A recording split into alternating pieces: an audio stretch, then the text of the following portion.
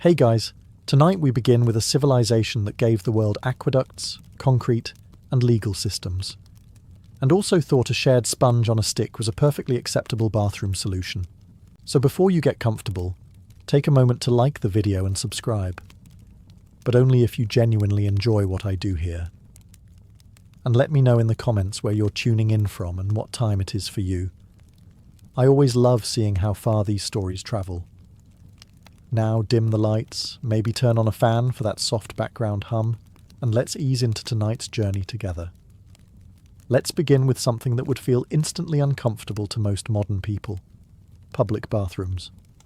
Now imagine walking into a restroom and discovering that it is basically a long stone bench with holes in it. No stalls, no doors, no polite illusion of privacy.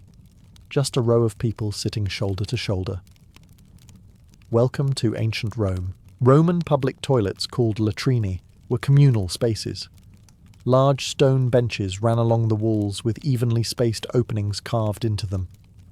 Beneath those seats, a constant flow of water carried waste away through the city's sewer system. The engineering was genuinely impressive. The experience, slightly less so.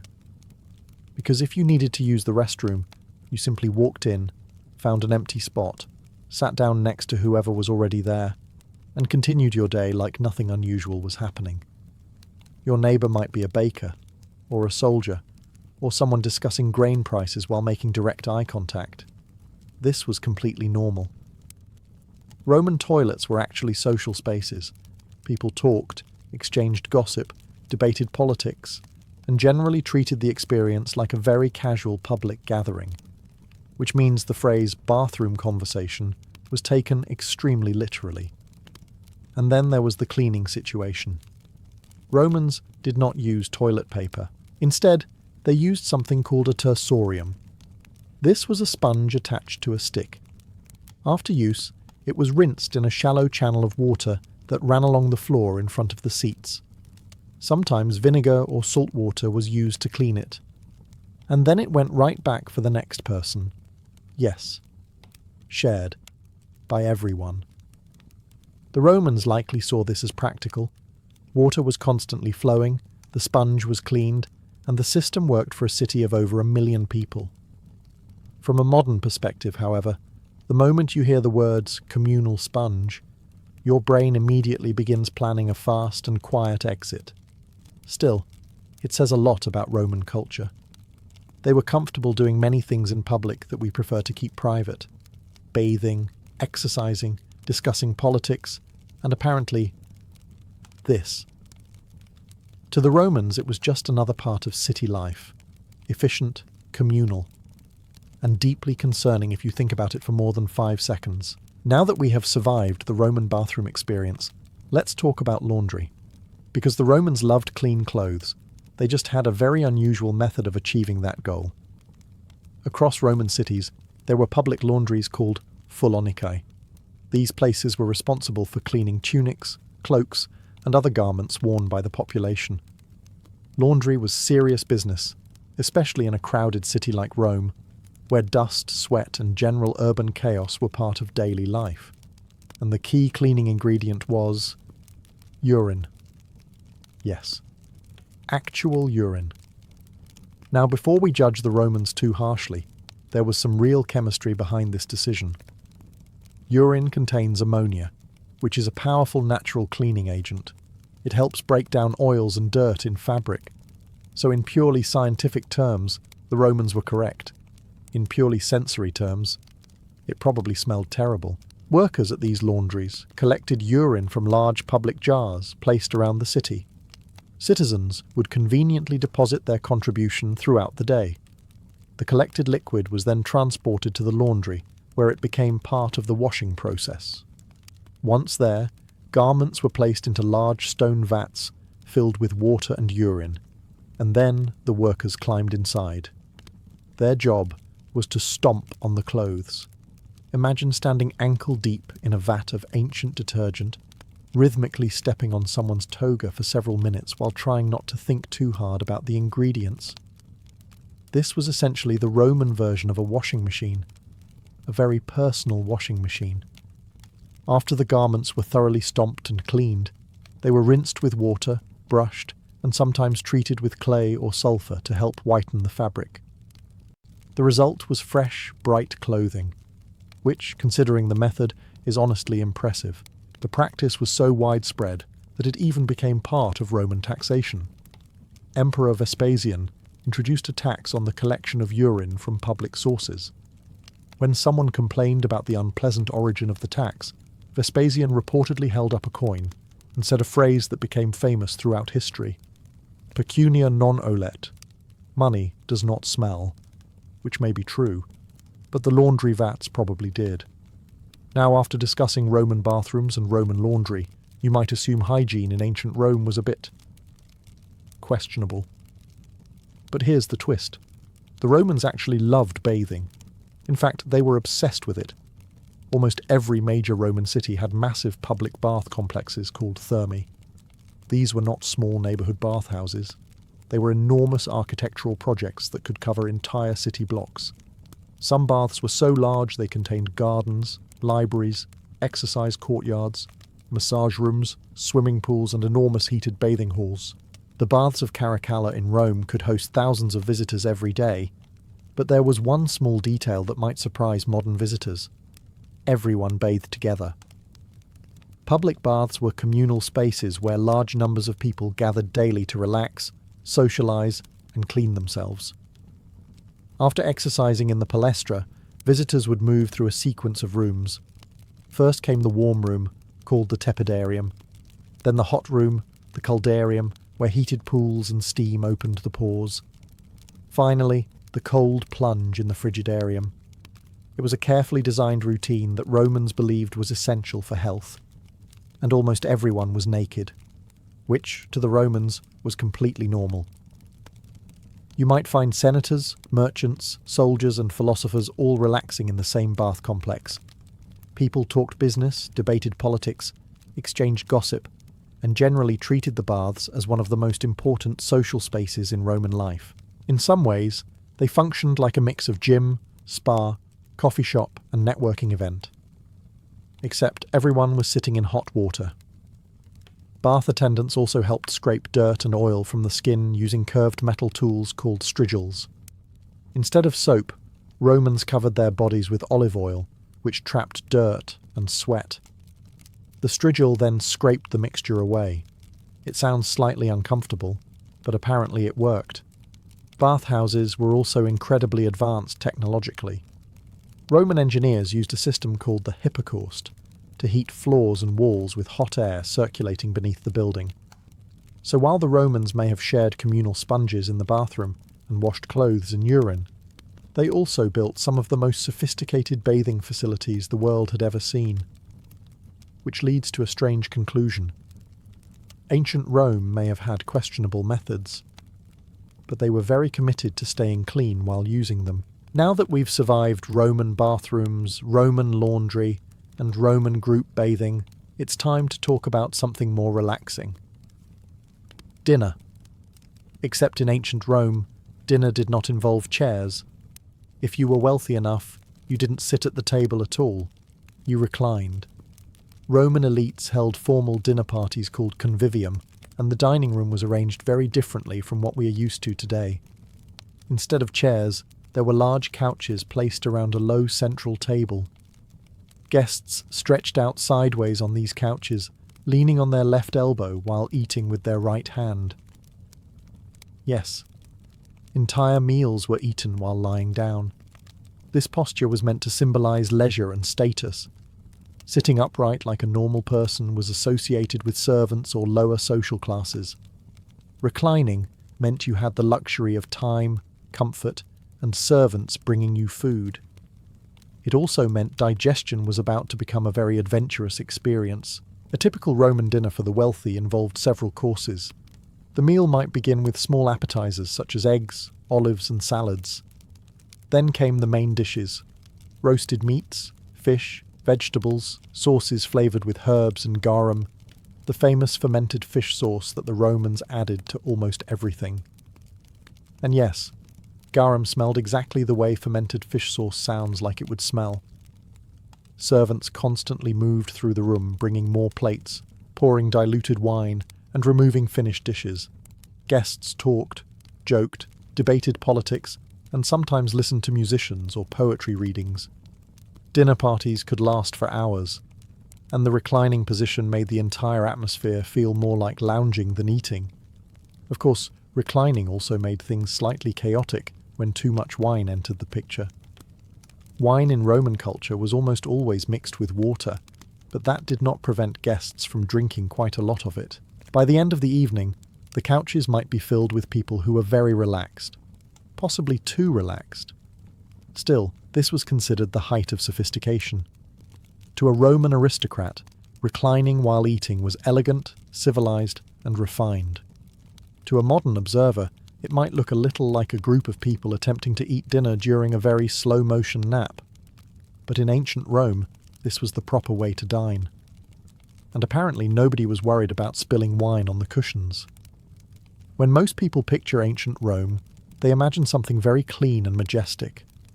White marble temples, perfect statues, elegant columns glowing in the Mediterranean sun. In reality, Roman cities looked a lot more like modern cities than we often admit, and that includes graffiti. Lots of it.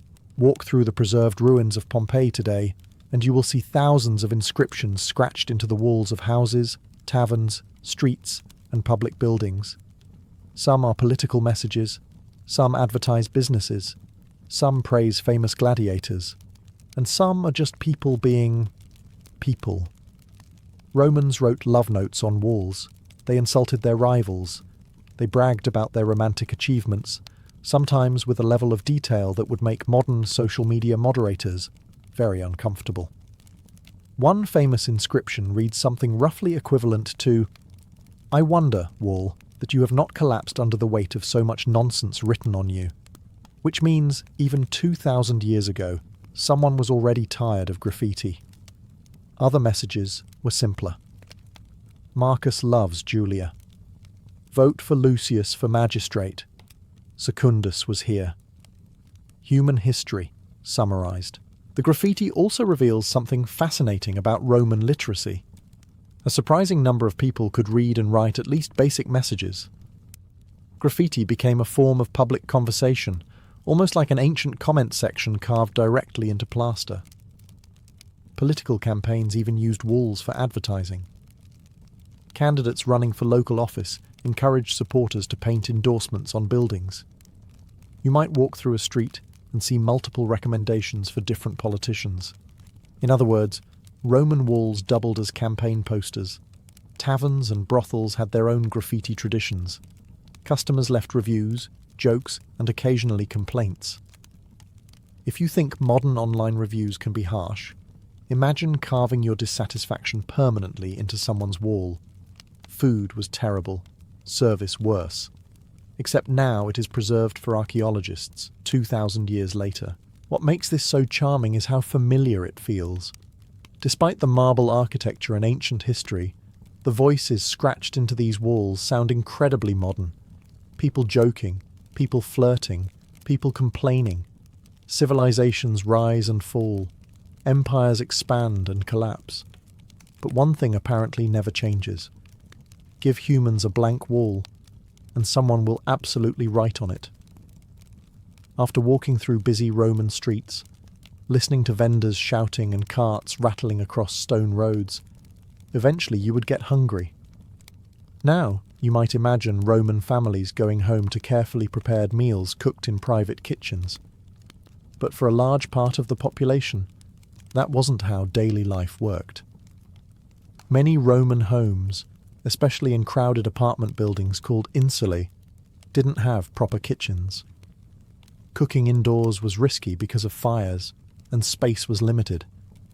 So instead, people ate out, constantly. And this is where ancient Rome begins to feel strangely modern. Across Roman cities there were small street food shops called thermopolia. These were essentially ancient fast food counters. They had large stone or brick counters facing the street with big ceramic jars embedded into the surface. Inside those jars were ready-made meals, stews, lentils, beans, cooked meats. vegetables simmering in sauces, sometimes wine or hot drinks. Customers would walk up, order something simple, and eat right there or take it with them. It was quick, convenient, and affordable.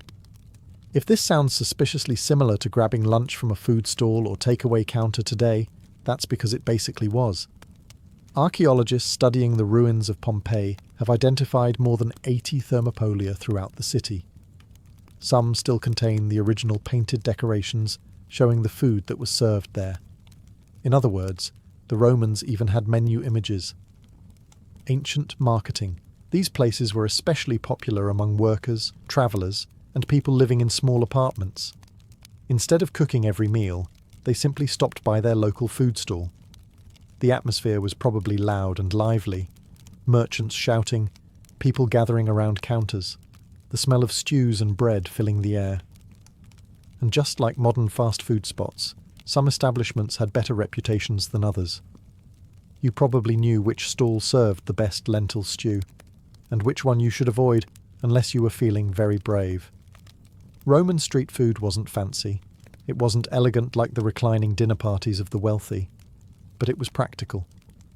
Quick meals for busy people in a crowded city, which means that 2,000 years before drive-through windows, Rome had already invented something very familiar: dinner on the go. If you walked through the streets of ancient Rome for long enough, you would eventually notice something else. People were gambling, constantly. Dice games were wildly popular across Roman society. Soldiers played them, merchants played them, labourers played them. Even senators occasionally joined in, although they usually tried to pretend it was all very dignified. It was not. Roman dice, called tesserae, looked very similar to the ones we use today. Small cubes, marked with numbers, tossed onto tables or boards while players placed wagers. Sometimes the wagers were small, sometimes they were not small. Money, jewellery, clothing, and even personal belongings could end up on the table. And when the dice rolled badly, things could get tense very quickly. Officially, gambling in Rome was heavily restricted. Outside of certain festivals, betting money was technically illegal. But like many laws throughout history, enforcement was flexible. People gambled anyway. You can even see physical evidence of it today. Archaeologists have discovered gaming boards carved directly into stone steps, benches, and public buildings. Players simply scratched out game boards wherever they found a flat surface, which means that at some point, 2,000 years ago, someone looked at a marble step and thought, "This seems like a good place to lose my money." Taverns were especially popular places for gambling. These establishments were loud, crowded, and often filled with players shouting, arguing, and celebrating their victories. Wine flowed freely. Dice clattered against wooden tables. Arguments probably broke out frequently. And occasionally, the authorities tried to stop it. Roman law technically banned gambling except during the winter festival of Saturnalia, when social rules were temporarily relaxed and everyone was allowed to indulge in games of chance. During that week, gambling exploded across the city, but even when Saturnalia ended, the dice rarely stopped rolling. Roman writers often complained about gambling addiction. Some people lost enormous sums of money, sometimes even their homes, which sounds strangely familiar. 2,000 years later, casinos, betting apps, and lottery tickets still attract millions of hopeful players. The tools may have changed, but the human desire to test luck against fate, that part hasn't changed at all.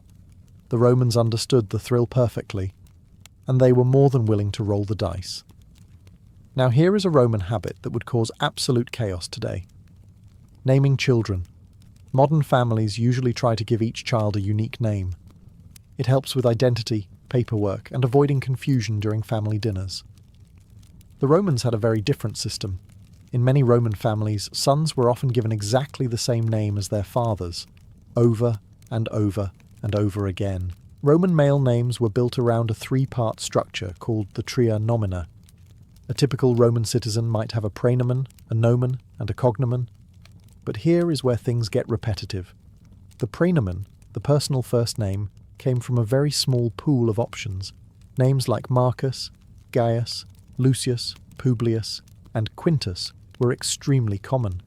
In fact, the Romans reused the same dozen or so names constantly. So if a father was named Marcus, there was a very good chance his son would also be Marcus, which means Roman households could easily contain multiple people named Marcus at the same time. Marcus the father, Marcus the son, Marcus the uncle, Marcus the cousin. To make matters slightly more manageable, families sometimes added descriptive nicknames. These could refer to personality traits, achievements, or physical features. For example, the famous Roman leader Gaius Julius Caesar carried a family name that had existed for generations. But even with nicknames, Roman naming conventions could get confusing very quickly. Daughters were handled in an even stranger way. Girls were often named after the family name itself. If the family name was Julius, the daughter would simply be called Julia. If there were multiple daughters, they might be named Julia Major and Julia Minor, which essentially means Julia the older and Julia the younger. Efficient, but not exactly creative. Imagine trying to organise a school classroom where half the students share the same 3 names. Marcus, come here. 3 people stand up. Roman naming traditions made perfect sense within their social structure. Family lineage mattered more than individual identity, so repeating names reinforced the continuity of the family line. But from a modern perspective, it feels slightly chaotic, and it probably made introductions at Roman dinner parties a bit confusing. Hello, I am Marcus. Of course you are. Now imagine living in a world where almost everything could be interpreted as a sign from the gods. A bird flies in the wrong direction. A dog howls in the night. Someone sneezes during an important meeting. In ancient Rome, these things were not random events. They were messages. The Romans believed strongly that the gods communicated through omens. These signs could reveal whether a decision was wise, whether a journey should begin, or whether a battle should be fought. And they took this very seriously. Before major political or military actions, special priests called augurs would examine the behaviour of birds. The direction they flew, the sounds they made, even the way they landed could be interpreted as divine approval, or a very clear warning. Imagine trying to schedule an important meeting today, and someone saying, "Sorry, the pigeons are behaving suspiciously." In Rome, that would have been a legitimate concern. Another form of divination involved examining the internal organs of sacrificed animals. Priests called haruspices would inspect the liver and other organs to determine whether the gods were pleased. If the signs looked unfavourable, the entire plan might be delayed. Sometimes this had very real consequences. Roman generals occasionally postponed battles because the omens were bad. Religious rituals had to be performed correctly before armies marched or political assemblies met. If the signs suggested the gods were unhappy, it was safer to wait. To modern observers, this might sound extremely superstitious, but to the Romans, it was a way of maintaining harmony with the divine forces that controlled the universe. Ignoring omens was considered reckless. Even powerful leaders respected them. The famous Roman statesman Julius Caesar reportedly ignored several warnings before his assassination in 44 BCE, including a famous prophecy that he should beware the Ides of March. History suggests that was not the best decision. For Romans, the world was filled with hidden messages. The gods were constantly watching, and wise people paid attention to the signs. So when a bird flew overhead, or a priest studied a liver, it wasn't just ritual. It was guidance, and sometimes fate. Ancient Rome loved beauty. Appearance mattered, especially among the wealthy. Smooth skin, pale complexions, carefully styled hair, and fashionable clothing were all signs of status and refinement. But the methods Romans used to achieve these beauty standards could be questionable. Roman cosmetics were often made from natural ingredients, which sounds harmless until you look a little closer at what those ingredients actually were. For example, pale skin was considered fashionable among Roman women. It suggested that a person was wealthy enough to stay indoors rather than working under the sun. To achieve this look, some cosmetic powders contained lead. Yes, lead. Roman women applied these mixtures to their faces to create a lighter complexion. At the time, they had no idea the substance was toxic. They only knew that it produced the fashionable pale appearance they wanted. From a modern perspective, it sounds alarming. From a Roman perspective, it was simply makeup. Skin creams and beauty treatments could also include unusual ingredients. Animal fats, crushed minerals, and plant extracts were common components of Roman cosmetics. Some recipes preserved in ancient texts mention even stranger elements. One facial treatment reportedly used crocodile dung mixed with other ingredients to improve skin texture, which sounds less like skincare and more like a very risky science experiment. Hair was another major focus of Roman beauty culture. Wealthy women spent hours arranging elaborate hairstyles with braids, curls, and decorative pins. Some even used wigs made from the hair of enslaved people, imported from distant regions of the empire. Blonde hair was particularly fashionable at times, and Roman women experimented with dyes and powders to achieve the desired colour. Roman men also participated in beauty routines. Grooming, shaving, and maintaining a neat appearance were important parts of Roman social life. Barbershops were busy places where men gathered to have their beards trimmed and hair styled.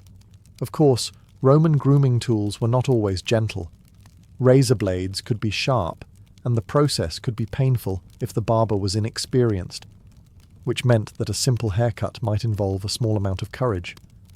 Roman beauty culture shows that the desire to look attractive is hardly a modern invention.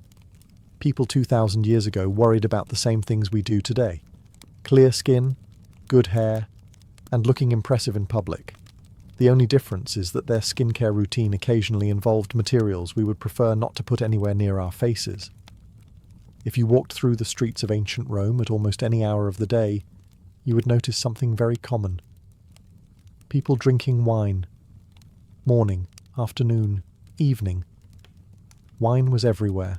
Now, before we imagine Romans stumbling through the streets constantly intoxicated, there is an important detail. Roman wine was usually diluted with water. Drinking wine straight, without mixing it, was considered uncivilized and something barbarians were rumoured to do. So the Romans mixed their wine carefully, often combining 1 part wine with 2 or 3 parts water. Still, that meant wine was part of daily life. People drank it at meals, during social gatherings, while relaxing in bathhouses, and even while discussing business. It was often safer than drinking untreated water, especially in crowded cities where sanitation could be unpredictable. Wine came in many varieties. Some were light and refreshing, while others were strong and aged. Wealthy Romans prized rare vintages stored in amphorae sealed with wax and labelled with the year of production. Ancient wine collectors existed long before modern sommeliers. Of course, Romans did not stop at simple wine and water. They loved experimenting with flavours.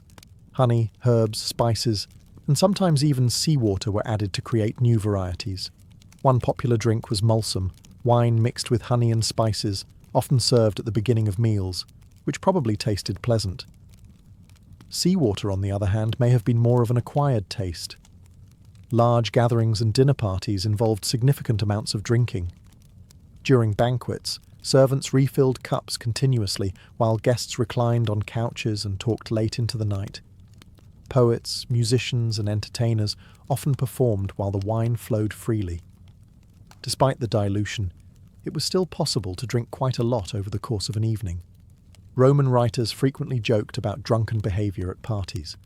Philosophers sometimes complained that too much wine led to poor judgment and embarrassing decisions, which, once again, sounds very familiar.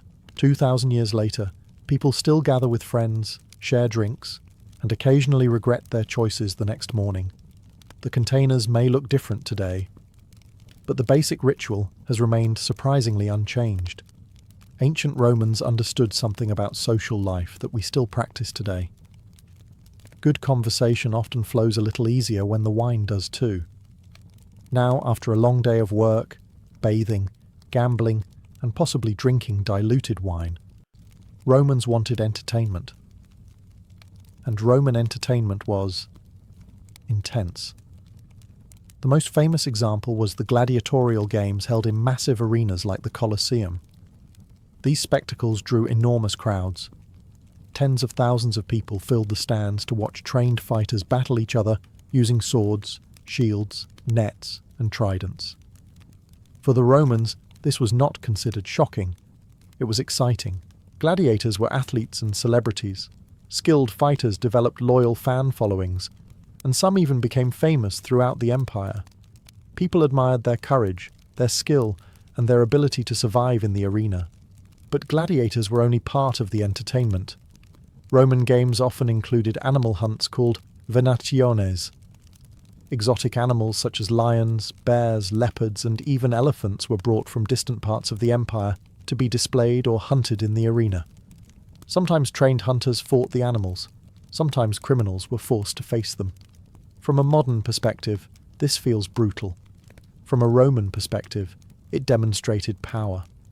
The empire controlled lands so vast that wild animals could be transported thousands of kilometers just to appear in a single afternoon of entertainment. The games also included staged reenactments of historical battles or mythological stories. Some amphitheatres even flooded their arenas to stage mock naval battles called naumachiae. Imagine watching an entire lake appear inside a stadium. Roman crowds loved spectacle. They cheered, shouted, waved banners, and reacted passionately to what happened in the arena. Vendors sold food and drinks. People debated the skills of different fighters, and the atmosphere was closer to a modern sports event than a quiet cultural performance. The emperors understood the importance of these games. Providing public entertainment kept the population happy and distracted from political problems. The poet Juvenal famously described this strategy as bread and circuses. As long as the people had food and exciting entertainment, they were less likely to worry about the complicated realities of politics. Which might sound surprisingly familiar. 2,000 years later, stadiums still fill with cheering crowds watching athletes compete. The scale may have changed. The rules are definitely safer. But the basic idea remains the same. Humans love spectacle, and the Romans were masters at providing it. Religion in ancient Rome was not something people practiced only on special occasions. It was woven into everyday life. Romans believed the world was filled with gods, spirits, and divine forces that influenced almost everything, from military victories to good harvests, to the simple hope that tomorrow's bread would bake properly. And because the gods were believed to be watching, Romans spent a lot of time communicating with them. Sometimes through prayers, sometimes through offerings, and sometimes through written messages. Across the Roman world, people left small inscriptions dedicated to their gods. These could be carved into stone tablets, written on thin sheets of metal, or engraved onto altars placed in temples. The messages varied widely. Some were simple thank you notes for blessings already received. Others were requests. A merchant might ask the god Mercury for success in business. A soldier might pray to Mars for protection in battle. A traveller might leave an offering for Neptune before sailing across the sea. Religion in Rome was very practical. You asked for help. You offered something in return. And ideally, the gods cooperated. One particularly interesting form of communication involved curse tablets. These were thin pieces of lead where someone would write a request asking the gods to punish an enemy. The tablet might ask a deity to make a rival lose a race, fall ill, or experience some other form of divine inconvenience. After writing the curse, the tablet would often be folded, pierced with a nail, and placed in a sacred location such as a temple, a well, or even a grave. It was essentially ancient supernatural complaint filing. Instead of writing an angry message online, you asked a god to intervene personally, and many people clearly believed it worked. Temples across the empire collected thousands of small offerings and inscriptions. The walls of shrines were often covered with messages from ordinary people thanking the gods for help or asking for guidance. Religion in ancient Rome was not distant or abstract. It was personal. You talked to the gods the way you might talk to a powerful patron, respectfully, hopefully, and occasionally with a very specific request regarding your annoying neighbour. Now here is one of the most normal parts of Roman life that feels very strange to modern people: childcare. Because in ancient Rome, especially in wealthy households, parents were not always the people spending the most time raising their children. Much of that work was handed off to others. Elite Roman families often relied heavily on enslaved nurses, tutors, attendants, and household staff to care for their sons and daughters from a very young age. A newborn might be fed and watched over by a wet nurse. As the child grew older, other attendants supervised daily routines, education, clothing, manners, and movement through the household. In practical terms, this meant Roman upper-class parenting could look less like modern family life and more like outsourced management, a very elegant form of delegation. The wet nurse was especially important. In many aristocratic households, mothers did not breastfeed their own infants. Instead, a nurse, often an enslaved woman, fed and cared for the baby. Ancient writers actually debated this practice. Some argued that a mother should nurse her own child to create a stronger emotional bond. Others thought the child would be perfectly fine, and by perfectly fine, they meant rich, educated, and slightly emotionally distant, which in fairness described a large portion of the Roman elite. As children got older, they were assigned tutors. Boys from wealthy families were trained in reading, writing, rhetoric, and public behaviour. They were taught how to speak properly, how to carry themselves, and eventually how to function in Roman political and social life. Girls were also educated in many households, though their training focused more on domestic management, family honour, and preparation for marriage. In both cases, much of this instruction came from other adults in the household, not necessarily from the parents themselves. And Roman households could be enormous. They included relatives, clients, servants, enslaved workers, and dependents, all living under one roof or within one domestic complex. So a Roman child grew up not in a small nuclear family, but in a dense social machine. The father remained the legal and symbolic authority. The mother could still be influential, affectionate, and deeply involved. But daily care was often distributed among many people. To the Romans, this was practical and normal. To us, it feels oddly formal, as if family life had been turned into an institution, which, for wealthy Romans, it more or less had been. Chapter 15. Why it all felt normal. And this is really the strangest part of ancient Rome. Not the toilets, not the urine laundry, not the group bathing, the reclining dinners, the gambling, the omens, the beauty creams, or the fact that half the city seemed to be named Marcus. The strangest part is that none of it felt strange to them. That was just life, and that, more than anything else, is what makes ancient Rome so fascinating. When we look back at Roman habits, a lot of them feel bizarre, uncomfortable, or completely unhinged. We look at a communal sponge on a stick and think, absolutely not. We hear about crocodile dung in skincare and think, maybe let us not exfoliate today. We imagine discussing grain prices while sitting in a public toilet beside three strangers and feel our soul quietly leave the room. But the Romans did not experience their world as weird. They experienced it as normal. Because normal is not universal. It is cultural. It is built from what you grow up with, what your society repeats, what your family teaches you, and what everybody around you accepts without question. If everyone you know uses a bathhouse, then bathhouses feel normal. If everyone in your city trusts omens, then birds become important. If everyone is drinking diluted wine at lunch, then that is not alarming. It is just Tuesday, and to be fair, future people may look at us the exact same way. They might stare at our lives in total confusion.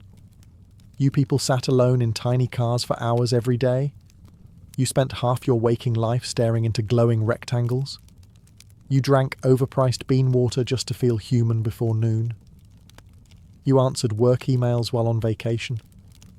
From their perspective, we might not look especially well-adjusted either. That is the lesson Rome leaves behind. Civilizations are not just remembered for their conquests, monuments, and emperors. They are remembered for the little things too. The habits that felt obvious at the time, the routines nobody questioned. the things so ordinary they barely seemed worth mentioning. Until centuries pass. Then suddenly those ordinary habits become the most revealing details of all. Because marble temples tell you what a civilization admired, but bathrooms, dinners, beauty creams, and street food tell you how it actually lived. And ancient Rome, for all its greatness, was gloriously, confidently, sometimes disturbingly human. The first light of morning creeps over the great harbour of Carthage, turning the sea into a sheet of copper and gold.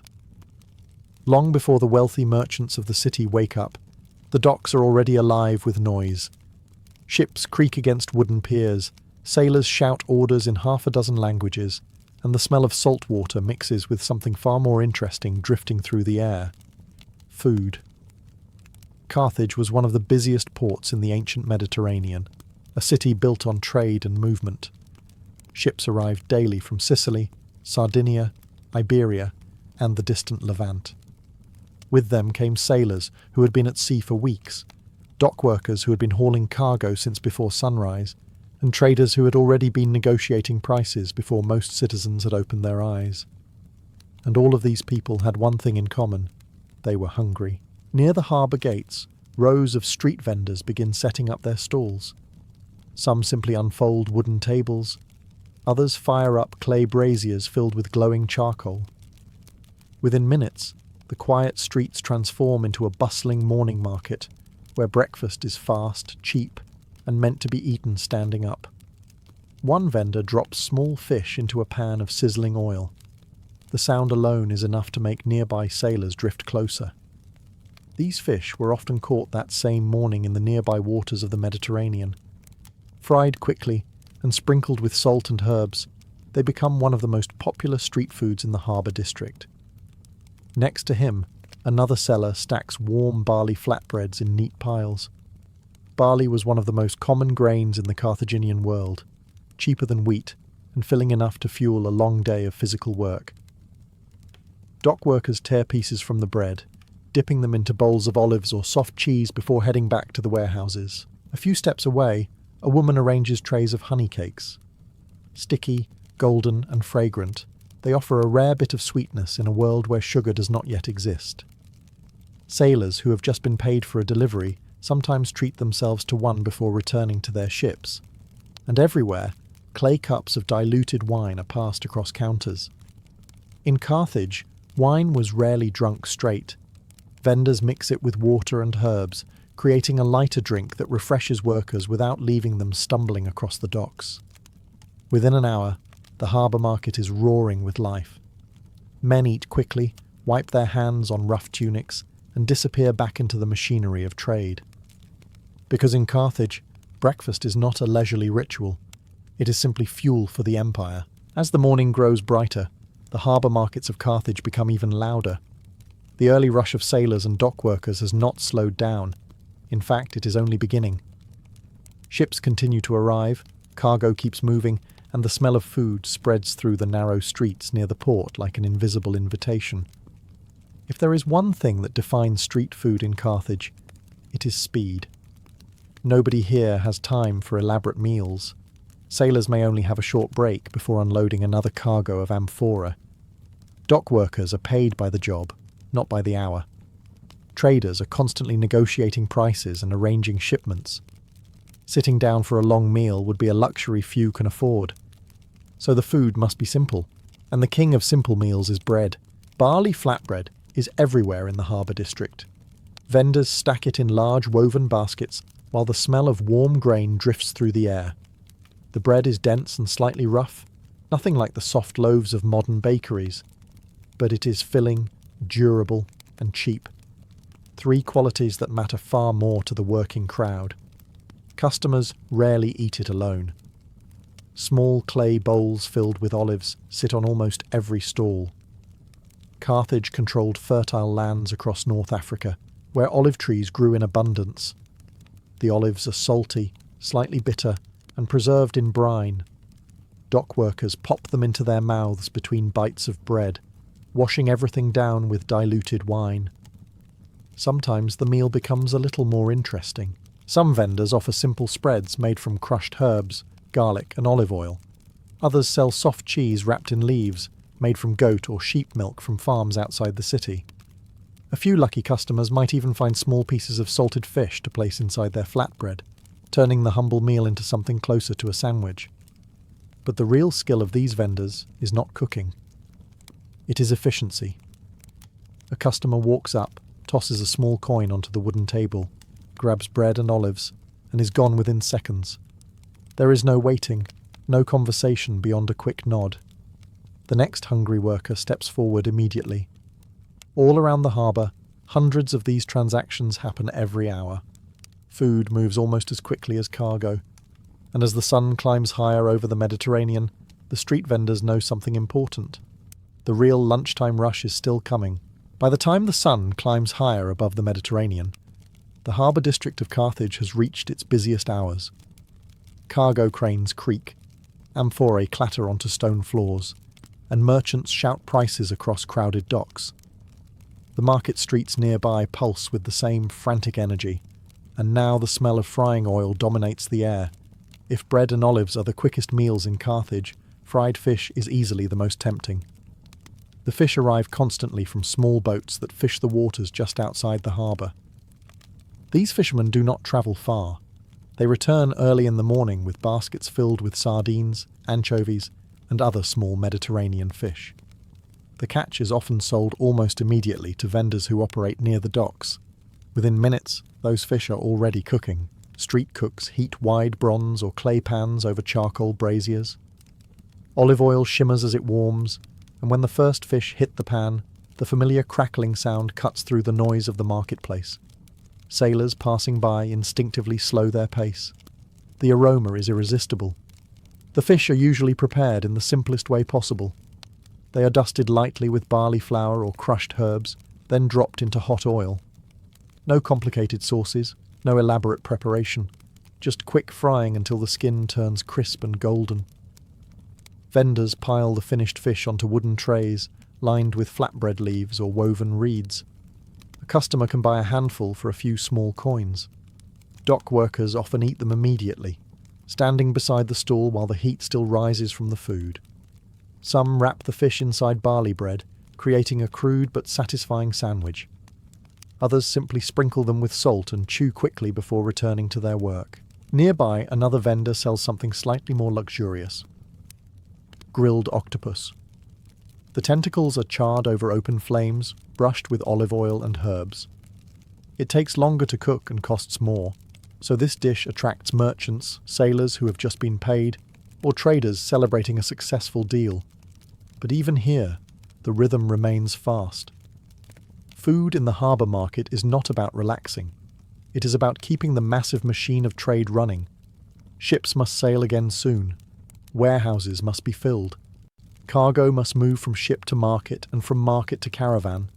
And every man working the docks knows one thing. A hot piece of fried fish is sometimes the only break he will get all day. As the day progresses in the bustling port city of Carthage, the smells of fried fish and warm bread still dominate the harbour district. Yet tucked among the stalls of grilled seafood and salty olives, another scent quietly pulls people closer. Sweetness. In the ancient Mediterranean, sweet food was not common. There was no refined sugar, no chocolate, and certainly no candy shops. But the people of Carthage had something just as precious. Honey. Beekeeping was widespread across North Africa and the lands controlled by Carthage. Clay hives dotted rural farms, and honey travelled into the city in sealed jars carried by farmers and traders. For street vendors, it was the perfect ingredient for creating small treats that could be sold quickly to hungry customers. One of the most popular was the honey cake. These cakes were small, round, and dense. Vendors made them from barley or wheat flour mixed with crushed nuts, sesame seeds, and generous amounts of honey. The dough was shaped into small discs and baked on flat stones or inside simple clay ovens. Once finished, the cakes were often brushed again with warm honey, giving them a sticky golden surface that glistened in the sun. The trays of cakes quickly attracted attention. Young apprentices from nearby warehouses sometimes spent their few coins on a sweet snack before returning to work. Sailors who had just been paid for a delivery might treat themselves after weeks of eating nothing but ship rations. Even merchants occasionally stopped to buy a cake while discussing trade deals. Some vendors added their own variations. A few sprinkled the cakes with crushed pistachios or sesame seeds. Others added dried figs or dates, fruits that travelled into Carthage through the vast trade networks stretching across North Africa and the Near East. Each stall had its own small twist, and regular customers often returned to their favourite vendor. But like everything in the harbour district, the experience was quick. Customers rarely lingered.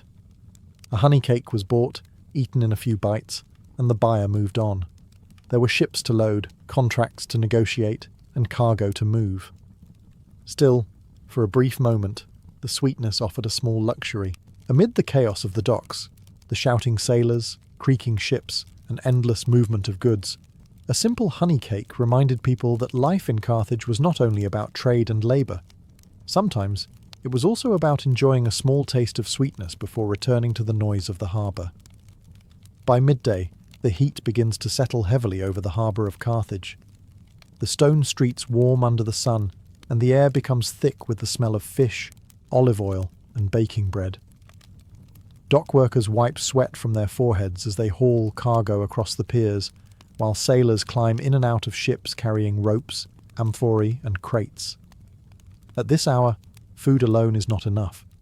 People need something to drink. Water exists in the city, of course. Carthage had impressive reservoirs and cisterns that stored rainwater, supplying the population with fresh drinking water.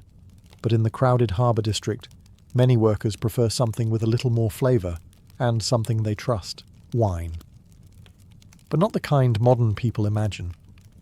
In the ancient Mediterranean, drinking undiluted wine was often considered excessive, even barbaric. Carthaginians, like many other cultures of the region, almost always mixed their wine with water.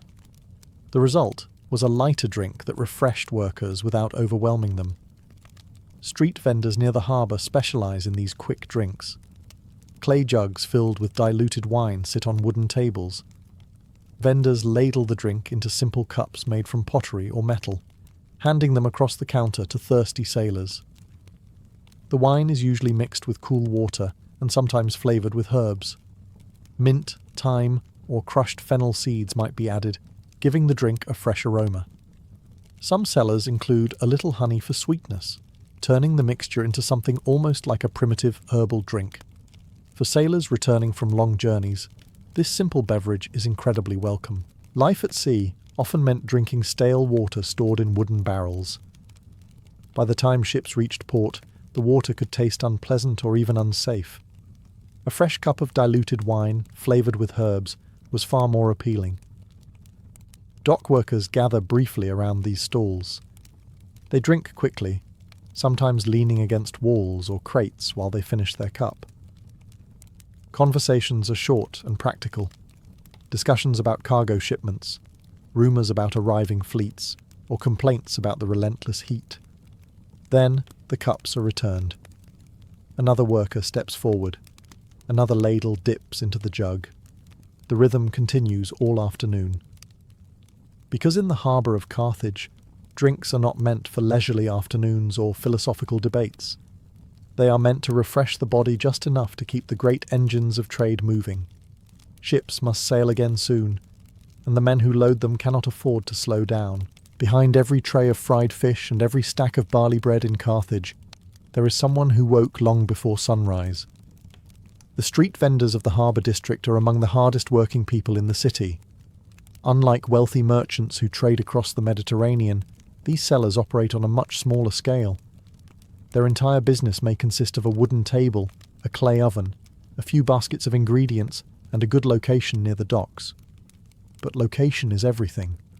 The best stalls sit along the narrow streets that connect the harbour to the warehouses and markets of the city. Here, the constant flow of sailors, dock workers, and traders guarantees a steady stream of hungry customers. A vendor who secures a good corner can sell hundreds of small meals in a single day. Many vendors come from ordinary Carthaginian families who have worked the harbour markets for generations. Others are migrants from nearby villages or even foreigners who settled in the city through trade networks. Carthage is a cosmopolitan place, and the languages heard behind these food stalls often reflect that diversity. Some vendors specialize in a single dish. A fish seller may focus entirely on frying sardines or anchovies, perfecting the speed and technique needed to serve dozens of customers every hour. A baker might produce nothing but flatbread, stacking warm rounds as quickly as the oven can bake them. Meanwhile, a sweets vendor arranges honey cakes in neat rows, hoping the sticky golden treats catch the eye of passing sailors. The work is constant. Charcoal fires must be kept hot. Oil must be replenished. Bread must be baked again and again as baskets empty. Vendors watch the flow of the crowd carefully, adjusting their pace depending on when ships arrive or when dock workers take short breaks from their labour. Competition is fierce. Several stalls might sell similar foods only a few steps apart. A vendor who cooks faster, offers slightly fresher fish, or adds an extra drizzle of honey might attract more customers.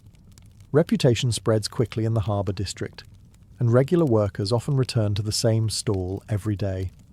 Despite the noise and chaos of the docks, a certain rhythm develops. Coins clink on wooden tables. Food changes hands.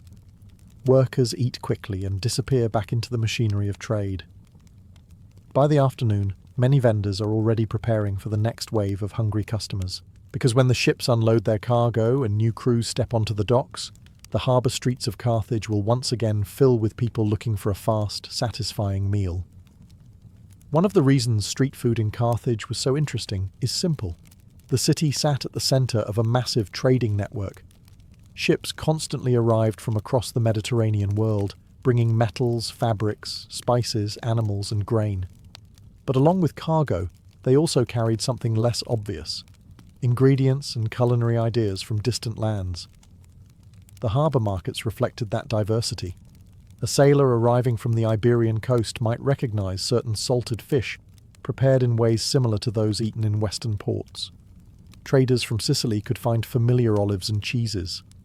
Merchants from the Levant sometimes spotted dishes that reminded them of the eastern Mediterranean, where Carthage's own Phoenician ancestors had once lived. Street food in the harbour district slowly absorbed all these influences. Olives remained a staple, but they were sometimes seasoned with herbs imported from distant regions. Flatbreads might be sprinkled with sesame seeds that arrived through long trade routes stretching toward the Near East. Honey cakes occasionally included nuts brought from lands across the sea. Even fish preparation could vary depending on the vendor. Some cooks preferred simple frying in olive oil. Others rubbed fish with crushed herbs before cooking. A few experimented with sauces made from fermented fish paste, something sailors from other Mediterranean cultures already recognized as a familiar flavor. These small variations turned the harbour markets into a kind of culinary crossroads. A dock worker eating lunch might unknowingly be tasting ingredients that travelled hundreds or even thousands of kilometres before reaching his plate. A sailor resting after a voyage could find foods that felt both foreign and strangely familiar. For Carthage itself, this diversity was a source of pride. The city had been founded by Phoenician settlers centuries earlier, but it grew into one of the richest trading powers in the ancient world. Its merchants controlled shipping routes across North Africa, Spain, Sicily, and beyond. Every arriving ship strengthened that network, and the harbour markets displayed that wealth in everyday form. Unlike grand banquets held in wealthy houses, street food was accessible to almost everyone. Sailors, traders, labourers, and travellers all ate from the same stalls. The ingredients might come from many lands, but the experience remained simple. Eat quickly, return to work, watch another ship arrive. In this way, the street food of Carthage quietly mirrored the very nature of the city itself, a place where cultures met, goods exchanged hands, and the entire Mediterranean seemed to pass through its busy harbour streets. As the afternoon slowly fades into evening, the harbour of Carthage begins to change its rhythm. The intense rush of the day starts to soften. Some ships have already departed with the falling wind, while others remain tied to the docks for the night. Dock workers finish their final loads. Merchants count their coins. and sailors stretch their tired backs after long hours of labour. But the food stalls do not close yet. In fact, the evening often brings a second wave of customers. Sailors who spent the entire day repairing sails or unloading cargo finally have time to eat properly. Warehouse guards beginning their night shifts stop by for a quick meal. Traders who spent hours negotiating prices now wander the harbour streets, looking for something warm before returning to their lodgings. The vendors prepare accordingly. Charcoal braziers are stirred back to life, sending small sparks floating into the evening air. Fish continues to sizzle in oil, though the pace is slower now. Bread sellers bring out fresh batches of flatbreads baked earlier in the day, warming them briefly over the coals to restore their softness. Some stalls offer slightly heavier meals during the evening hours. Bowls of stewed lentils appear on wooden counters, thick and filling. Lentils were a staple food across the Mediterranean world, cheap to produce and packed with nutrition. The stew is usually flavoured with garlic, herbs and olive oil, creating a comforting dish that warms tired workers after a long day. Others serve small portions of roasted meat. Goat or lamb might be cooked on skewers over open flames, though these dishes cost more and are considered a modest luxury compared to bread or fish. A sailor who has just been paid for a successful voyage might splurge on such a meal, enjoying something richer before returning to his ship. Nearby, wine sellers continue pouring diluted wine mixed with herbs. The atmosphere becomes slightly more relaxed. Conversations last longer now. Sailors share stories about storms they survived or distant ports they visited. Dock workers complain about difficult supervisors or laugh about small victories from the day. The harbour lights flicker to life. Simple oil lamps hung outside stalls or carried by vendors themselves. Their glow reflects off bronze cooking pans and clay jars, casting warm light across the busy street. Even in the evening, the food of Carthage remains simple and practical. But for a brief moment, the harbour feels less like a machine of trade and more like a gathering place for the thousands of people who keep the great city alive. As night settles over the harbour of Carthage, the last food stalls begin to close. The fires beneath the clay braziers fade into glowing embers, and the trays that once held fried fish, honey cakes, and stacks of barley bread are slowly emptied. Vendors count their coins under the soft light of oil lamps while the distant sound of waves taps gently against the stone docks. The harbour grows quieter, but the story of its food remains. Street food in Carthage was never meant to be elegant. It was not the lavish banquets of wealthy merchants or the ceremonial feasts held in the homes of powerful families. Instead, it belonged to the working life of the city, the sailors, traders, dock workers, and travellers who pass through the harbour every day. And yet, these simple meals reveal something remarkable about the city itself. Carthage was one of the greatest trading powers of the ancient Mediterranean. Its ships sailed to Iberia for silver, to Sicily for grain, to North Africa for olives and livestock, and across the sea toward the lands of the eastern Mediterranean, where the Phoenician ancestors of the Carthaginians once lived. All of those connections quietly appeared in the harbour markets. The olives eaten by dock workers came from fertile groves across North Africa. The fish frying in bronze pans were pulled from the nearby Mediterranean waters. The honey and sweet cakes arrived from rural farms, while nuts and herbs travelled through trade networks that stretched across continents. Every bite carried the fingerprints of an empire built on commerce. For the sailors resting on the docks, however, the meaning was much simpler. After weeks at sea, the smell of frying fish and fresh bread meant they had reached a safe harbour. For dock workers, a handful of olives and a cup of diluted wine provided just enough energy to survive another exhausting shift. The meals were quick, the ingredients were simple, but together they formed the daily rhythm of life in Carthage. Tomorrow morning the harbour will wake again before sunrise. New ships will appear on the horizon. Vendors will reopen their stalls, lighting fresh charcoal fires and stacking baskets of bread. And once again, sailors and labourers will crowd the market streets. Because in a city built on trade, the engines of commerce never truly stop. They simply pause long enough for a quick meal before beginning again. Long before he marched war elephants through the mountains and sent waves of panic through Rome, the boy who would become Hannibal Barca was born into a world already shaped by rivalry, defeat, and revenge. His home was the powerful maritime city of Carthage, one of the richest trading empires in the ancient Mediterranean. From its great harbours, fleets of merchant ships sailed constantly towards Spain, Sicily, Sardinia, and the distant coasts of Africa. Markets overflowed with silver, ivory, grain, and spices. To outsiders, Carthage appeared unstoppable. But beneath the wealth and prestige, a bitter humiliation lingered.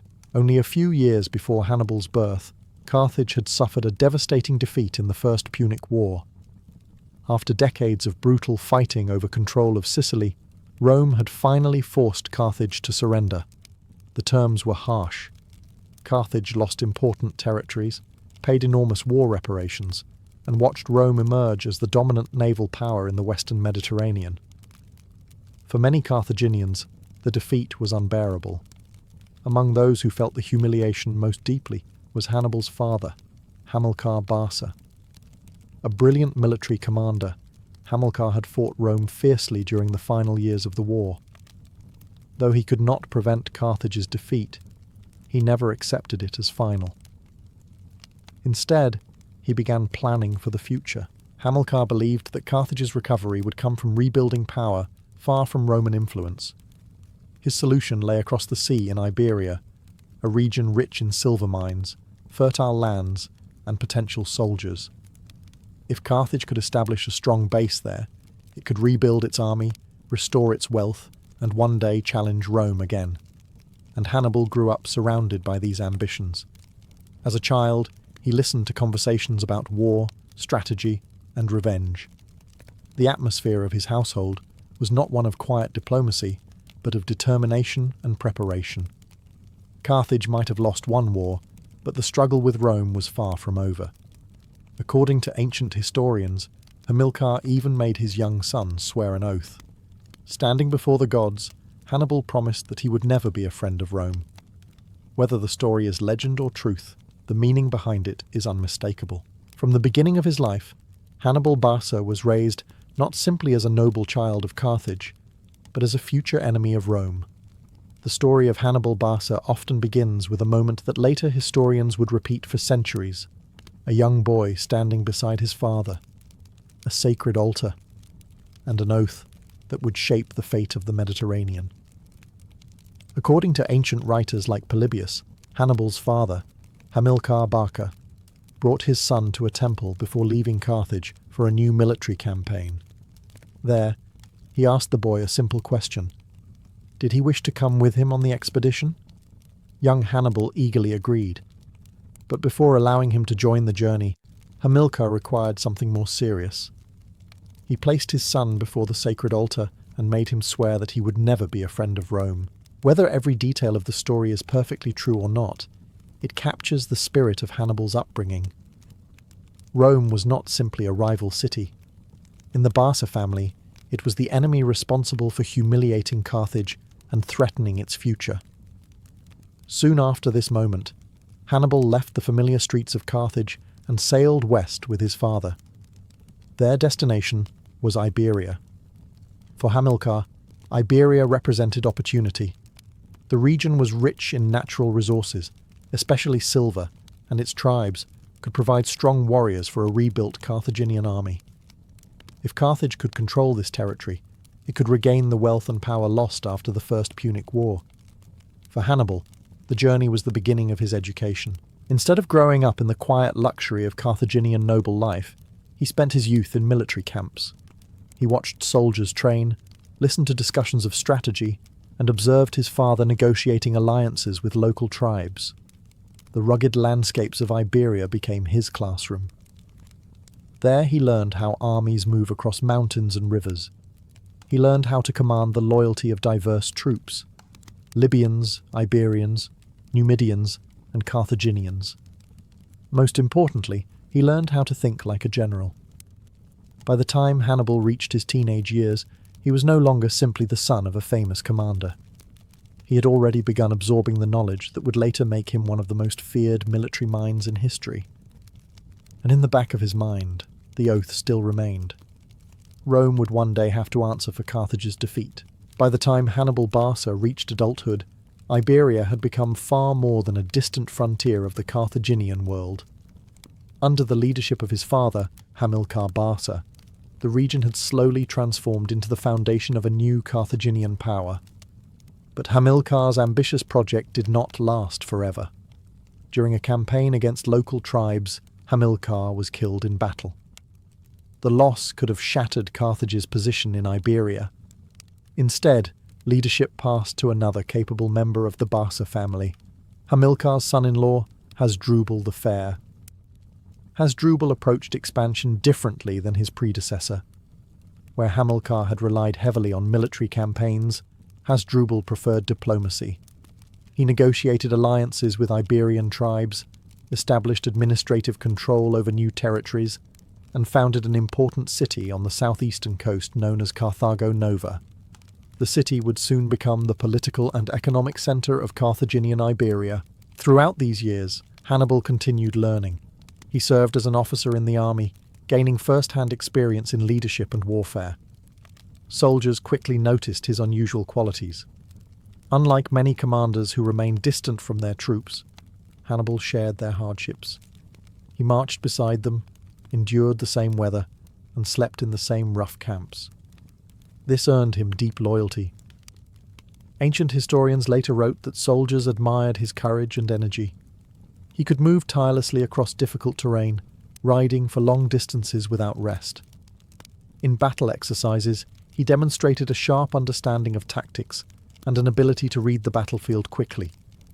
But his rise truly began after another sudden change.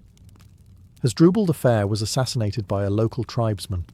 The Carthaginian army suddenly found itself without a commander in Iberia. The decision about leadership now rested with the soldiers and Carthaginian officials in the region. The army made its choice quickly. Hannibal was only in his mid-20s, but the troops already trusted him. They proclaimed him their new general, and Carthage confirmed the decision soon afterward. With that moment, the young officer who had grown up in military camps suddenly held command of one of the most powerful armies in the western Mediterranean. And now, with Iberia firmly under Carthaginian influence, Hannibal began looking toward the enemy his father had never forgotten: Rome. With command of the Carthaginian army in Iberia, Hannibal Barca now controlled a powerful and experienced force. Years of expansion had given Carthage wealth from silver mines, loyal Iberian allies, and thousands of hardened soldiers. But the growing strength of Carthage in Iberia did not go unnoticed. Across the Mediterranean, Rome watched the situation carefully. Although the two powers were not technically at war, suspicion remained high after the bitter struggles of the First Punic War. Both sides understood that the peace between them was fragile. To prevent conflict, earlier agreements had tried to divide influence in Iberia. The Ebro Treaty supposedly established that Carthaginian armies would not expand north of the Ebro River. In theory, this boundary would keep the two powers from interfering with each other's interests. But there was one major complication. South of that river stood the wealthy city of Saguntum. Although located within territory influenced by Carthage, Saguntum had formed a political alliance with Rome. To Hannibal, the situation was unacceptable. From his perspective, Saguntum represented a Roman foothold deep inside Carthaginian territory. If left alone, it could become a base for Roman expansion into Iberia. More importantly, Hannibal understood something fundamental about Rome. The Republic rarely abandoned its allies. By confronting Saguntum, he could force Rome into a difficult decision. Around 219 before the Common Era, Hannibal marched his army toward the city and began a siege. The walls of Saguntum were strong, and its defenders resisted fiercely. The siege dragged on for months as Carthaginian troops surrounded the city, cutting off supplies and slowly tightening their grip. Inside the walls, the inhabitants sent desperate messages to Rome asking for help, but Roman politics moved slowly. Debates dragged on while Hannibal's forces continued their assault. Eventually, after months of fighting, Saguntum fell. The city was captured and destroyed, and its wealth was distributed among Hannibal's troops. For Hannibal, the victory secured Carthaginian authority in Iberia. For Rome, however, it was something else entirely, an insult. Roman envoys soon arrived in Carthage demanding justice. They insisted that Hannibal be handed over for attacking a Roman ally. Carthage refused, and with that refusal, the fragile peace between the two great powers finally shattered. The destruction of Saguntum did more than anger Rome, it made war inevitable. Roman envoys travelled to Carthage, demanding that the city punish Hannibal Barca for attacking a Roman ally. According to later accounts, one Roman ambassador dramatically gathered the folds of his robe and told the Carthaginian council that he carried either peace or war inside it. When the Carthaginians replied that Rome could choose whichever it preferred, the ambassador released the folds and declared that he delivered war. Thus began the Second Punic War, one of the most dramatic and dangerous conflicts in ancient history. Rome's leaders believed they understood how the war would unfold. Their plan was simple. One Roman army would invade North Africa and attack Carthage directly. Another would sail to Iberia to destroy Hannibal's power base. If everything went according to plan, Rome would crush Carthage before the conflict could grow larger. But Hannibal had no intention of waiting passively. Instead of defending Iberia or returning to Carthage, he conceived a plan so bold that it shocked even his own allies. Rather than fighting Rome on distant frontiers, he would carry the war directly into Italy itself, the very heart of Roman power. The idea was dangerous. To reach Italy by land, Hannibal would have to march his army across enormous distances. His forces would need to pass through hostile territories, cross powerful rivers, and somehow navigate the massive mountain barrier separating Gaul from Italy, the Alps. Most commanders would have considered such a journey impossible. The Alps were known for their steep cliffs, narrow paths, freezing temperatures, and unpredictable weather. Even experienced traders struggled to cross them safely. But Hannibal believed the risk was worth it. If he could bring an army into Italy, he might encourage Rome's enemies and subject peoples to rebel. Many Italian communities had been forced into alliance with Rome over the years. Hannibal hoped that once they saw a powerful Carthaginian army on Roman soil, they would abandon Rome and join his cause. To attempt this plan, Hannibal assembled a remarkable force. Thousands of Iberian and Libyan soldiers marched under his command. Skilled Numidians provided fast and deadly cavalry, and among the army's most unusual assets were several massive animals rarely seen on European battlefields. War elephants. Soon the army began its long march northward, and the most famous journey of the ancient world was about to begin.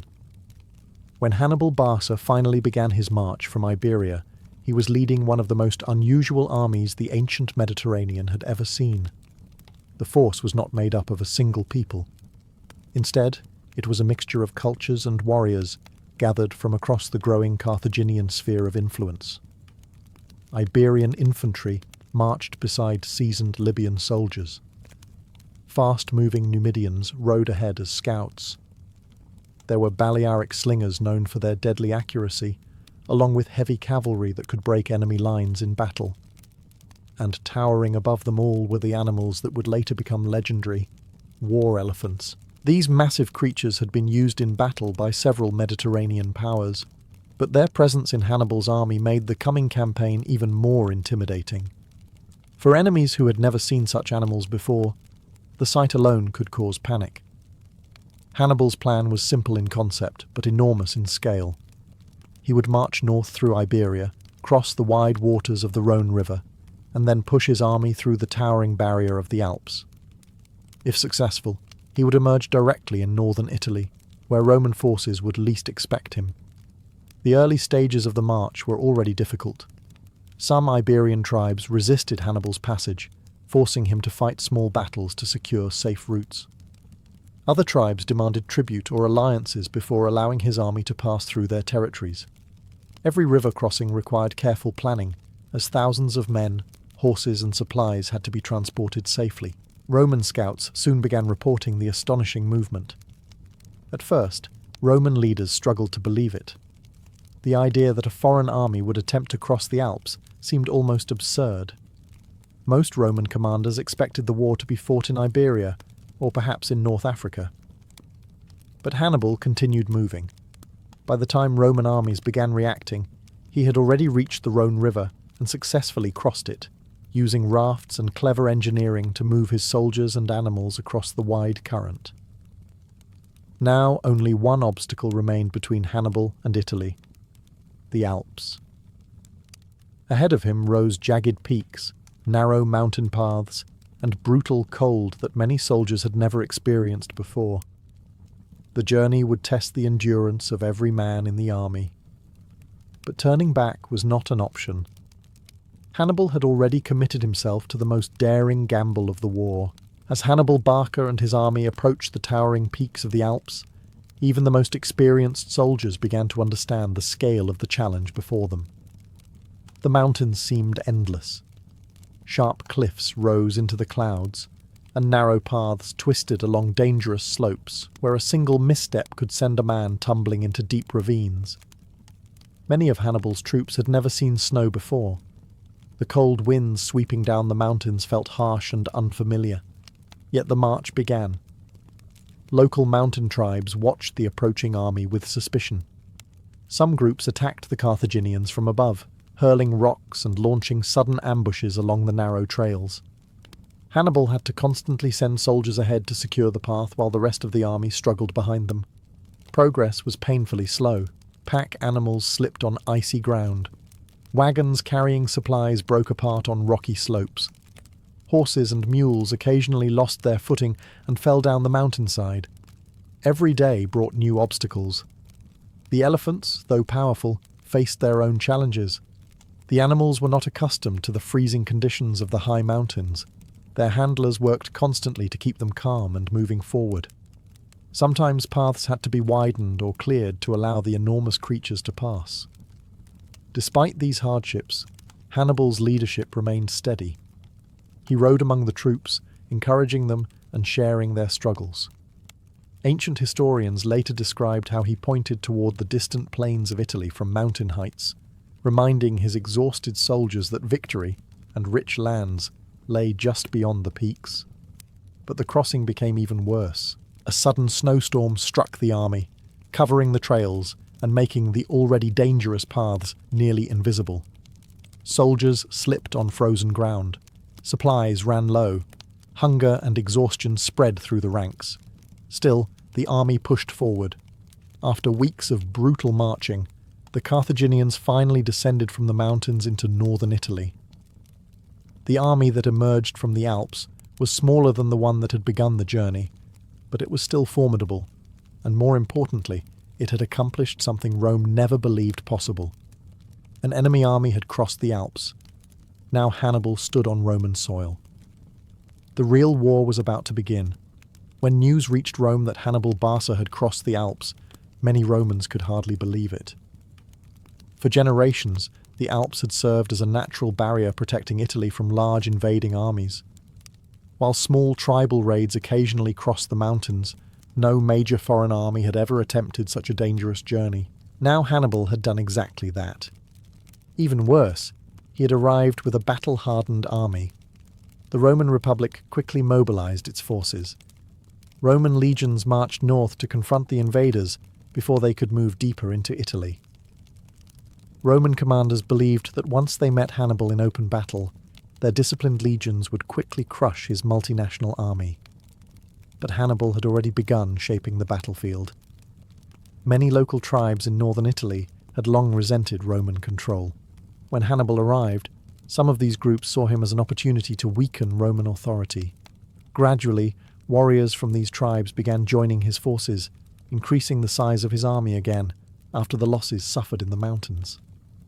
Soon the first major clash occurred near the Ticinus River. Roman cavalry forces met Hannibal's mounted troops, including the famous Numidians, who were known for their speed and flexibility in combat. In this encounter, Hannibal's cavalry proved superior, defeating the Roman horsemen and forcing them to retreat. It was only a small battle, but it carried enormous significance. For the first time, Roman soldiers had faced Hannibal's army on Italian soil. and they had been beaten. The Roman commander wounded during the fighting barely escaped with his life. As the surviving Roman troops withdrew, they realized that the war had taken a dangerous turn. Hannibal was not simply raiding the frontier, he had brought a serious army into Italy, and he intended to fight Rome directly. Soon larger battles would follow, and each one would push the Roman Republic closer to panic. After emerging from the Alps, Hannibal Barca wasted no time proving that his astonishing march into Italy had not been a desperate gamble. It was the opening move of a devastating campaign. Following the early cavalry clash near the Ticinus River, Roman commanders rushed to assemble larger armies to stop him. The Roman Republic had enormous manpower, and its leaders believed that sheer numbers and discipline would overwhelm Hannibal before he could gain a foothold. But Hannibal had a different kind of advantage. He understood how Roman armies fought. Roman commanders preferred straightforward battles. Their legions advanced in powerful formations, relying on discipline, heavy infantry, and direct confrontation. Hannibal, however, preferred something far more dangerous: flexibility, deception, and surprise. Soon the two sides met again near the Trebia River. The Roman army believed it had cornered Hannibal and prepared for a traditional engagement, but Hannibal had carefully prepared the battlefield in advance. Hidden soldiers waited in ambush, while his cavalry and infantry positioned themselves to trap the Roman forces once the fighting began. When the battle erupted, Hannibal's plan unfolded perfectly. As Roman soldiers pushed forward through freezing water and muddy ground, Carthaginian troops attacked from multiple directions. Hannibal's hidden forces suddenly struck from behind, trapping the Roman army in a deadly encirclement. The result was chaos. Roman formations broke apart under the pressure. Thousands of soldiers were killed or captured as the Carthaginian army crushed the Roman legions. Only a portion of the Roman force managed to escape. News of the defeat spread rapidly across Italy. For the first time in generations, a foreign army was winning major victories on Roman soil. Panic began to ripple through Roman cities and allied communities. Some Italian tribes started reconsidering their loyalty to Rome, wondering whether the Carthaginian general might actually defeat the powerful republic. And Hannibal was only getting started. The victory at the Trebia River proved something important. The army that had marched across Iberia, crossed the Rhone, and survived the brutal journey over the Alps was not just a daring expedition. It was a lethal force capable of defeating Rome's legions on their own land. Soon even greater battles would follow, and the name Hannibal would become one that Roman parents used to frighten their children. Every powerful civilization in history had one thing in common: someone had to pay for it. Temples, armies, roads, palaces, irrigation canals, massive city walls. None of these appeared out of thin air. Behind every monument and every empire stood a system that quietly pulled resources from the population and delivered them into the hands of rulers. Taxes. In the ancient world, taxation looked very different from the modern systems we know today. There were no digital forms, no accountants filing annual returns, and certainly no polite reminder emails from the government. Instead, taxes often arrived in far more direct ways. Farmers handed over portions of their harvest. Merchants paid fees at city gates. Craftsmen surrendered goods or labour. Sometimes entire villages were required to provide workers for state projects or military campaigns. And rulers were rarely shy about collecting what they believed was owed. In ancient Egypt, taxation was built directly into the agricultural cycle. When the Nile flooded and fertile soil spread across the fields, scribes and officials followed closely behind. They measured the land, recorded harvest estimates, and calculated how much grain each farmer owed to the state. That grain filled enormous storage complexes controlled by the pharaohs. These massive reserves fed royal workers, supported temple priests, and sustained soldiers during military campaigns. Without these taxes, Egypt's monumental projects, including pyramids and temples, could never have been built. Other civilizations used equally creative systems. In ancient Rome, taxes funded armies, roads, and public infrastructure across a rapidly expanding empire. Some taxes targeted trade, others targeted property, and a few targeted things so strange that modern readers still raise their eyebrows.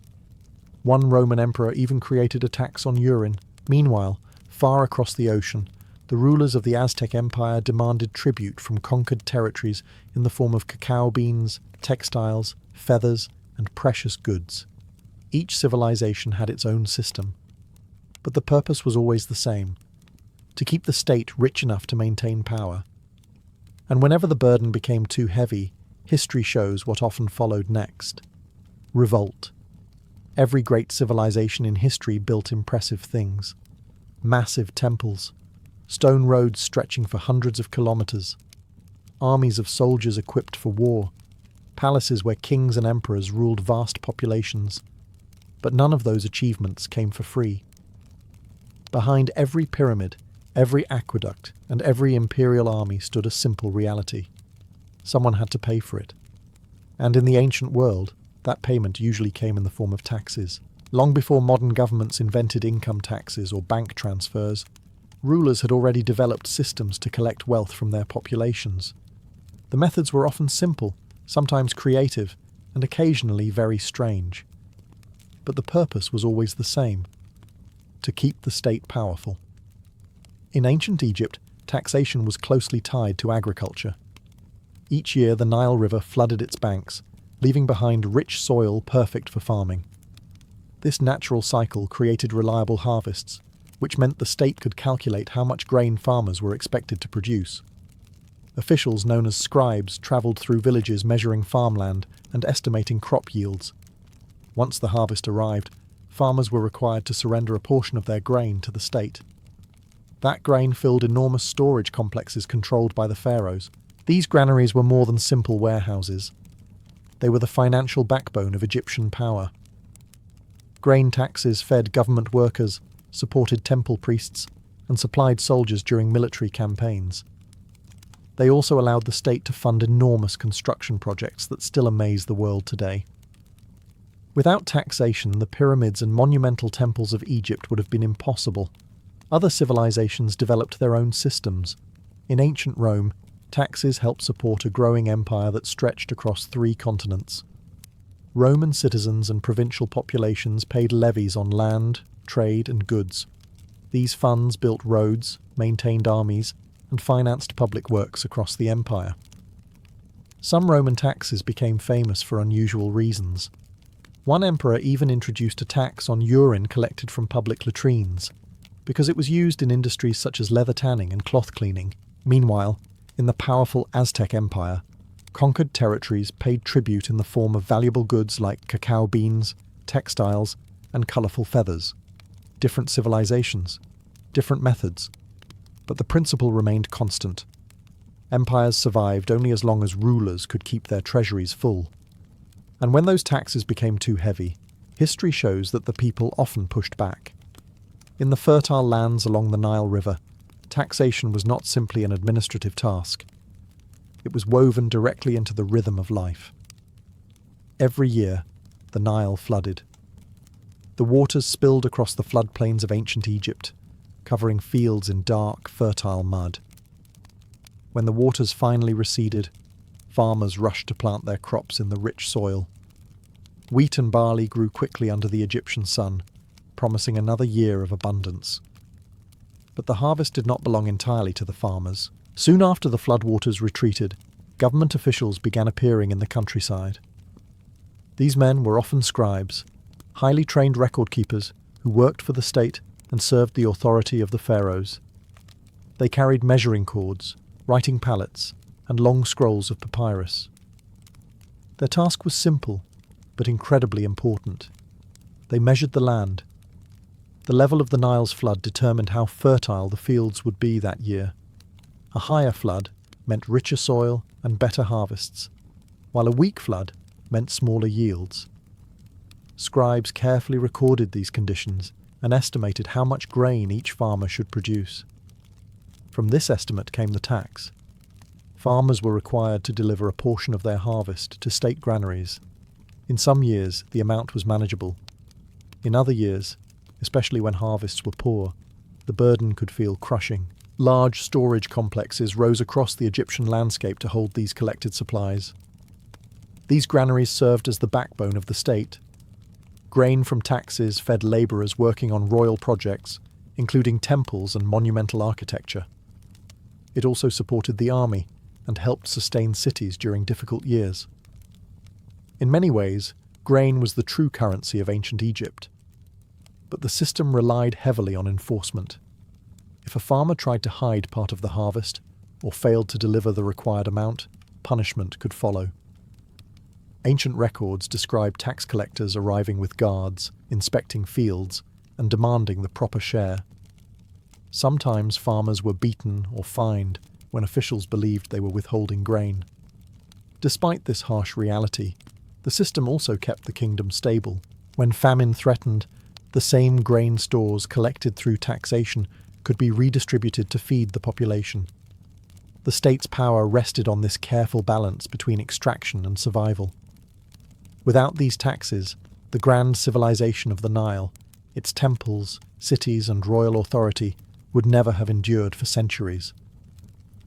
If taxation in ancient Egypt revolved around grain and agriculture, the system in ancient Rome was far more complicated. Rome did not control a single river valley like Egypt. Instead, it ruled an enormous empire stretching from Britain to the Middle East. Millions of people lived under Roman authority, and the state needed enormous amounts of money to maintain armies, roads, harbours, and public buildings across these vast territories. To manage this, the Romans developed a wide range of taxes. One of the most common was the land tax.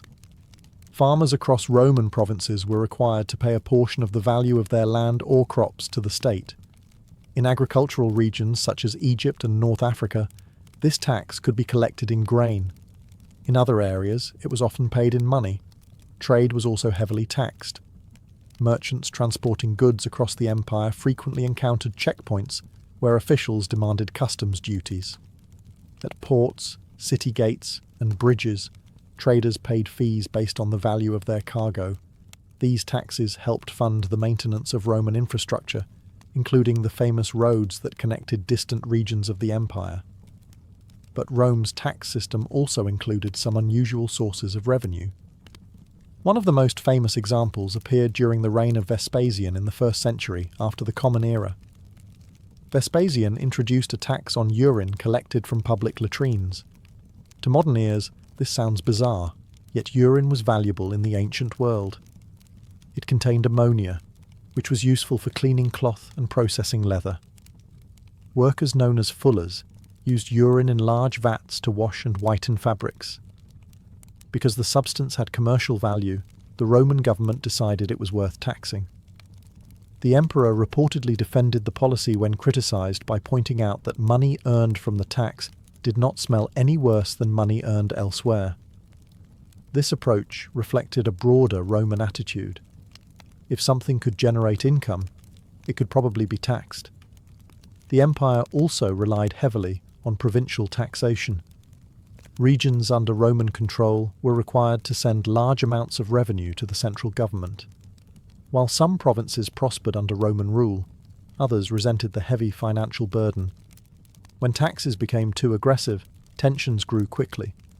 History would show that taxation could strengthen an empire, but it could also plant the seeds of rebellion. While ancient Rome collected coins and ancient Egypt gathered grain, the rulers of the Aztec Empire relied on a very different kind of taxation: tribute. The Aztec state did not operate on a fully monetary economy. Instead, wealth moved through goods, labour, and valuable materials collected from conquered territories. When the Aztecs expanded their empire across central Mexico, they rarely ruled every town directly. Instead, they forced those communities to deliver regular tribute payments. These payments could take many forms. One of the most famous was cacao. In the Aztec world, cacao beans were incredibly valuable. They were used to make a bitter chocolate drink enjoyed by elites, and they even functioned as a form of currency in everyday markets. Large sacks of cacao beans arrived regularly in the capital city of Tenochtitlan. But cacao was only one of many items demanded by the empire. Some regions were required to send cotton textiles, which were highly prized because cotton did not grow well in every part of Aztec territory. Others delivered colourful feathers from tropical birds, jaguar skins, rubber, maize, or bundles of reeds used in construction. Each province had its own assigned tribute list. These lists were carefully recorded by Aztec officials and sometimes preserved in illustrated documents known as codices.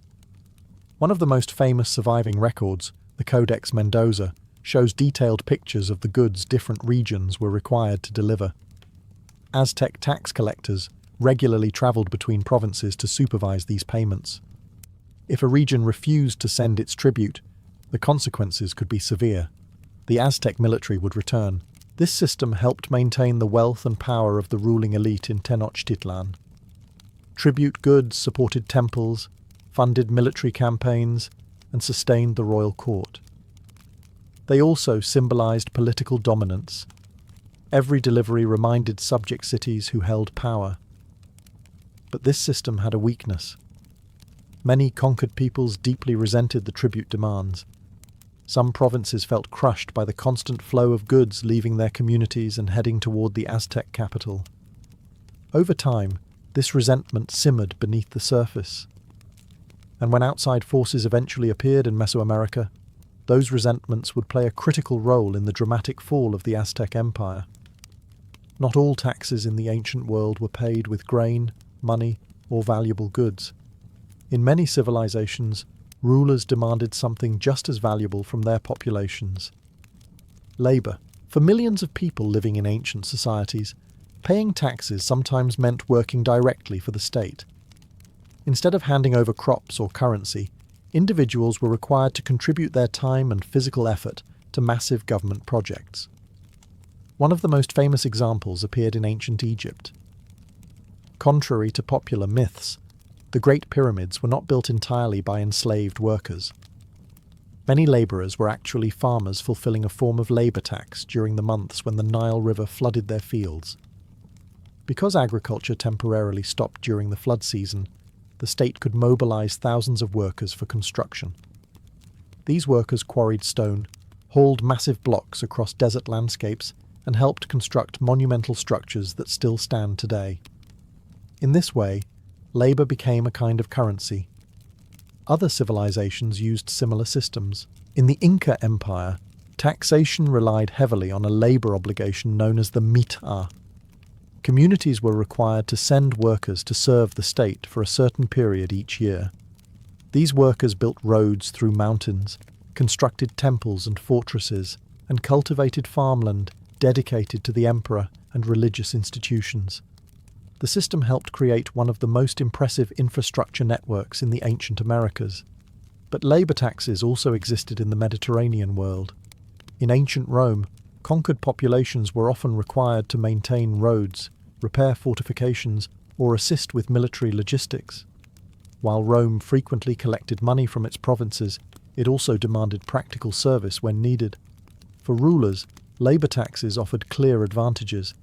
They allowed governments to mobilise huge workforces without constantly paying wages. Massive projects, canals, temples, palaces, and roads could be completed using the manpower of the population itself. For the people providing that labour, however, the experience could be exhausting. Long days of physical work under government supervision left little time for personal farming or trade. In difficult years, labour obligations could place serious strain on communities already struggling to survive. Still, these systems allowed ancient states to build extraordinary monuments and infrastructure. From pyramids to mountain roads, many of history's greatest constructions were paid not with coins, but with human effort. No matter how taxes were collected, grain in ancient Egypt, tribute in the Aztec Empire, or coins in ancient Rome, there was always one group of people standing between rulers and the wealth they demanded: tax collectors. These officials were responsible for ensuring that taxes actually reached the state. On paper, their job sounded straightforward: measure property, record payments, and deliver revenue to government authorities. In reality, the position often placed enormous power in the hands of individuals who operated far from the watchful eyes of kings and emperors. In Egypt, scribes recorded harvests and supervised grain collection. They carried writing tools and papyrus scrolls, documenting how much each farmer owed to the government. Their records determined whether a farmer had paid enough or whether more would be demanded. Because scribes controlled the records, they also controlled the outcome. A dishonest official could easily inflate tax estimates or claim that a farmer had failed to deliver the proper amount. If the farmer protested, the scribe's written record usually carried more authority than the farmer's word. The problem was even more notorious in Rome. The Roman Republic frequently outsourced tax collection to private contractors, known as publicani. These businessmen paid the government in advance for the right to collect taxes in certain provinces. Once they had secured the contract, they travelled to those regions and gathered revenue from local populations. But there was a catch. Anything they collected above the amount owed to the state became their profit. This created powerful incentives for abuse. Publicani sometimes demanded far more than the official tax rate, threatening punishments or confiscating property from those who could not pay. Provincial communities often viewed these collectors with deep resentment. Even Roman writers complained about their behaviour. Corruption, bribery, and intimidation frequently accompanied the tax system. Local officials might accept gifts to reduce someone's tax burden, while harsher penalties could fall on those who lacked influence. For rulers, this system created a constant dilemma. Tax collectors were essential for maintaining state revenue. Without them, the flow of grain, money, and tribute would collapse. Yet their power also made them dangerous, because excessive taxation could provoke anger among the very populations the state depended on. When those frustrations built up long enough, the consequences could be explosive.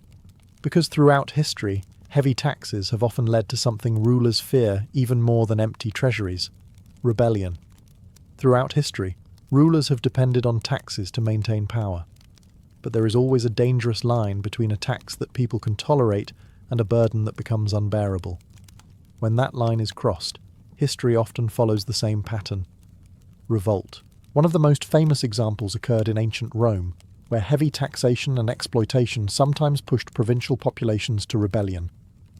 Roman governors were expected to maintain order while collecting revenue, but when corruption and excessive demands grew too severe, resentment could explode into open resistance. A powerful example took place in the Roman province of Britannia during the 1st century after the Common Era.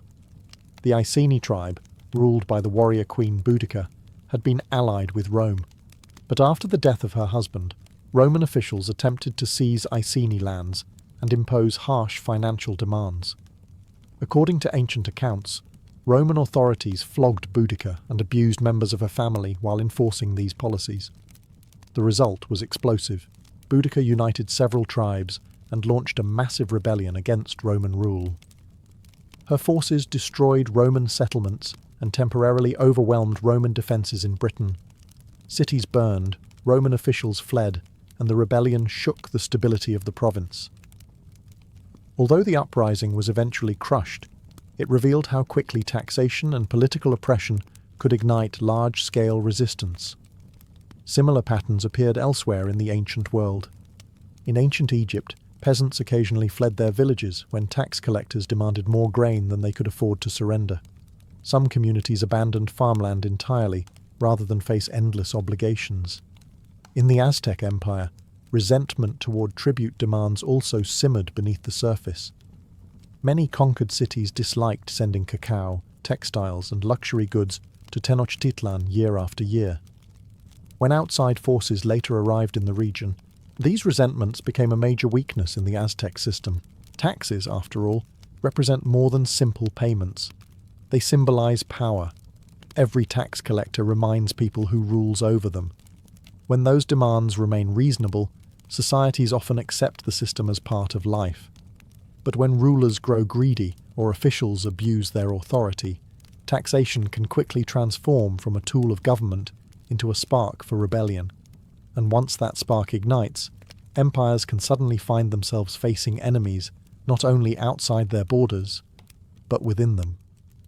Despite the resentment they sometimes caused, taxes were also one of the most powerful tools that allowed ancient civilizations to grow into massive empires.